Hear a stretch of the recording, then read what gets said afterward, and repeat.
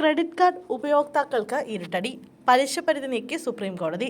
വൈകിയുള്ള bill പേയ്മെന്റുകൾക്ക് credit card പലിശ നിരക്ക് പ്രതിവർഷം 30% ദേശീയ ഉപഭോക്തൃ തർക്ക പരിഹാര കമ്മീഷന്റെ ഉത്തരവ് സുപ്രീം കോടതി റദ്ദാക്കി.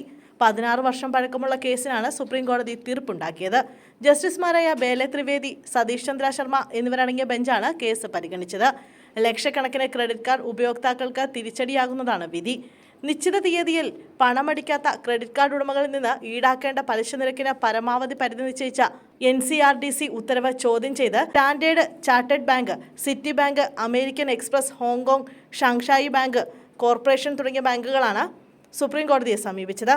പേയ്മെന്റ് കൃത്യസമയത്ത് നൽകാത്തതോ കുടിശ്ശികയേക്കാൾ കുറഞ്ഞ തുക മാത്രം നൽകുന്നതോ ആയ കാർഡ് ഉടമകളിൽ നിന്ന് പ്രതിവർഷം 30% കൂടുതൽ പലിശ നിരക്ക് ഈടാക്കുന്നത് അന്യായമായ നിയമത്തിൽപ്പെടുമെന്ന് 2008 NCDRC ഉത്തരവിട്ടിരുന്നു.